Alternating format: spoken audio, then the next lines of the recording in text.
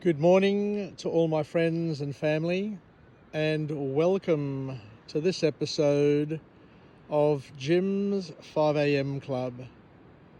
What I'd love to do this morning, whilst up here on Mount Tomaree, is to go through a book, and the book that I've selected for this episode is entitled Boy Mum, a book that was published on the 6th of August 2019 by an author who goes by the name of Monica Swanson. The author here opens up her heart and reminds us that in today's age there's something both holy and humbling about raising a boy, because you watch this small squirmy miracle go from muddy knees and superhero capes to bigger questions and deeper hungers for purpose, strength, and a sense of belonging. And in between these moments, you're caught breathless, wondering how to love him well, how to guide him without crushing him, and how to hold his heart without holding him back. That's the ache and the beauty Monica Swanson captures in this wonderful book, Boy Mum.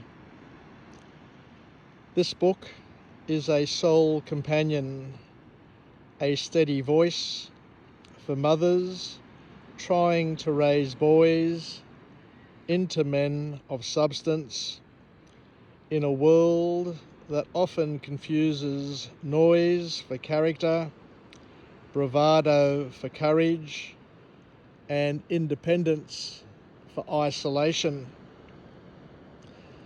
What we'll do is we'll examine and go through and pick out the key messages from this book and look at them not like rules, but like handrails, gentle, firm, and forged in love. So the first key message to come from this author is where we talk about the importance of not just raising a boy, but looking at it a little bit more deeply and seeing that we're actually shaping a man. The author Swanson reminds us that our sons aren't just little boys to keep entertained. They're actually men in the making. They're work in progress. And if that sounds too heavy, good, because it should be heavy.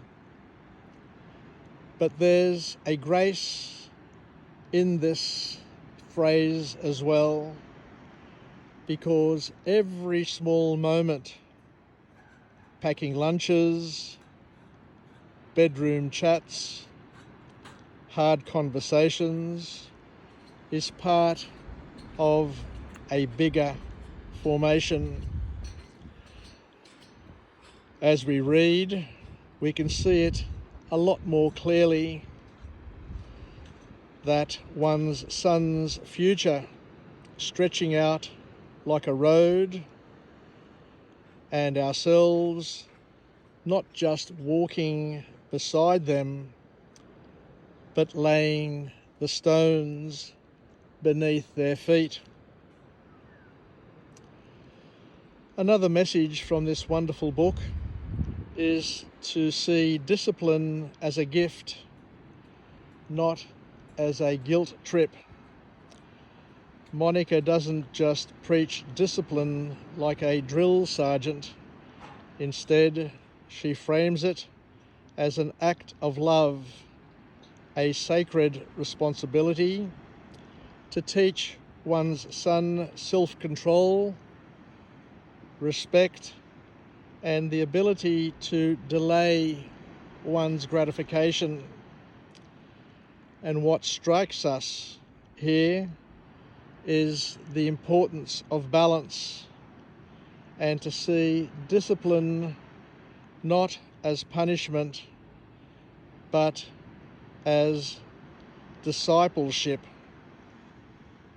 And it makes us revisit our own childhood wounds and rethink what legacy we want to leave in our own son's memory. And the author here makes it quite clear that she wants him to remember boundaries wrapped in compassion, not correction soaked in shame. Another message from this book is that we need to speak life into their unique identity in a world eager to tell our sons who they should be: cooler, tougher, quieter, louder. Swanson urges us to be louder still, to speak truth over them until they believe it, to affirm not just their achievements, but their character. There's something deeply moving about this idea that your voice as a mother might be the anchor they cling to when the world tries to sweep them away. Teach them to work so that they can worship with their lives. One of the most underlined parts of the book in Swanson's emphasis is on raising hard workers, not workaholics, not approval chasers, but boys who understand the value of effort, persistence, and grit. One gets chills reading one mother's story, how teaching her son to mow the lawn became a rite of passage, a quiet ceremony of manhood.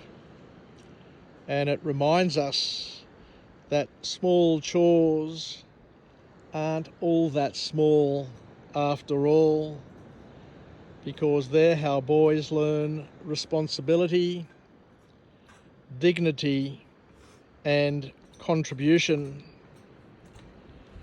The next message to come from this book is where the author reminds us to let prayer be the oxygen of your parenting style, because when it's all said and done, you can't be everywhere all the time.